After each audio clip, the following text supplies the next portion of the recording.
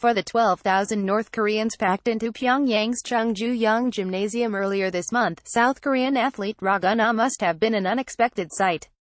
Ra is a 6'8" power forward. He's also black. Ra, also known as Ricardo Ratliff, first moved to South Korea from the United States in 2012 and became a South Korean citizen this January. That may seem surprising. South Korea has a long history of ethno-nationalism and laws that excluded outsiders and defined citizenship in racial terms. The Nationality Act, promulgated in 1948, specified that only children of an ethnically Korean father deserved nationality. Revisions to the act, starting in the late 1990s, opened the naturalization process to children with foreign fathers, spouses of South Korean citizens, and incomers like Ratliff, among other changes. Social attitudes have gradually followed the law. But while South Korean concepts of identity and belonging have radically changed, North Korea's haven't, and that could be a problem. A basketball game, in which the North and South mixed their teams, calling one peace and the other prosperity, was part of an increase in inter-Korean cultural exchanges. As the barriers between the two countries begin to erode, a cloistered Korea will be meeting a global Korea. What North and South Koreans think defines the Korean nation has diverged considerably. South Korea is global in a way and to an extent that it wasn't when the two countries last interacted substantively over a decade ago.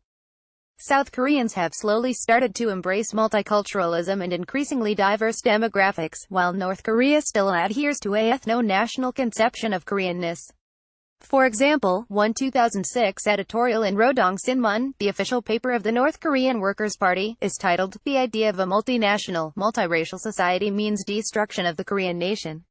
The editorial goes on to explain how South Korea's increasingly diverse and pluralistic society is a major source of national weakness and illustrate North Korea's xenophobic commitment to blood-and-soil nationalism. To be sure, South Korea, like all countries, even the most open and tolerant, has no shortage of anti-immigrant and xenophobic elements. The ongoing protest against Yemeni refugees is a case in point. However, South Korea no longer preaches ethnic homogeneity, nor do its citizens think ethnicity is the sine qua non of national membership. The Seoul-based East Asia Institute found in a 2015 national identity survey that, when given a choice between an ethnically homogeneous or multicultural identity, only 39% of the 1,006 respondents said South Korea ought to be an ethnically homogeneous country. 50% preferred a multicultural one. The rest didn't know. Although we don't have comparable data on North Korea, there's little doubt that opinions would differ sharply. The word for race and nation, minjok, is usually one and the same in North Korea and is seen as a commonality that trumps all else. Other countries struggle because they don't have a strong national identity, one of us was told by a North Korean. Another northerner used similar language. All Koreans here, in the South and abroad, are working tirelessly for unification.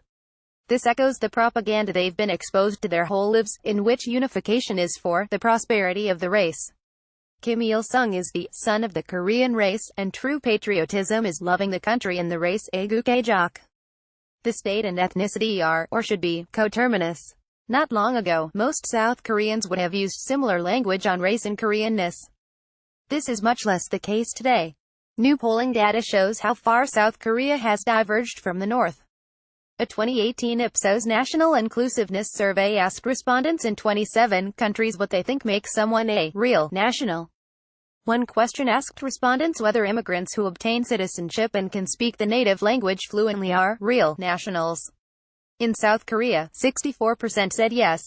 Another question asked whether an immigrant who married a native of the host country is a real national. 40% of South Koreans said yes.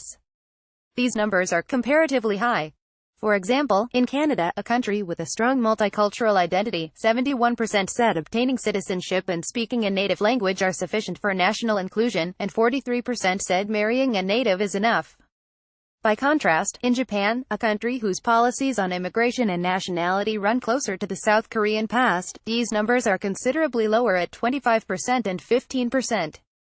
The traditional Korean view places great importance on lineage. Many South Korean families maintain a jokbo, or genealogy book, stretching back hundreds of years. North Korea did away with them. For most of those centuries, Korea was a closed society. But over the last several decades, South Korea has become an open and globalized one, with over 2 million foreigners residing in the country as of 2016, making up 3.9% of the total population. North Korea has remained relatively closed. That's a problem for dreams of Korean reunification. Some have gone so far as to say that support for One Korea, the idea of a peninsula united by shared culture and ancestry, is withering. Even still, many South Koreans still see Northerners as their lost brethren. The emotional response to joint participation in international events, such as the 2018 Olympics, shows how images of a united Korea still have appeal, for now. But race isn't the only rift between the two nations. South Korea has a testy and pluralistic political culture and a cherished democracy. North Koreans still live under a single-party autocracy. Linguistically, even, North and South Korea are increasingly different. Shedding their North Korean dialect is something many resettled North Korean migrants feel is necessary to fit in. If the Korean peninsula keeps opening up, it could be that South Korea rolls back some of its liberalism on race in an attempt to find common cause with Northerners. Or it could be that North Koreans become attracted to South Korean attitudes about all sorts of things: work, hobbies, leisure, sex, relationships, and marriage. South Korea's multiculturalism could thus be positively introduced as part of a package of values that Northerners find attractive about Southerners. Or perhaps it ends up one more item on a long list of cultural differences that make both sides look at one another and think, they're so backwards, or, they're not properly Korean, like us.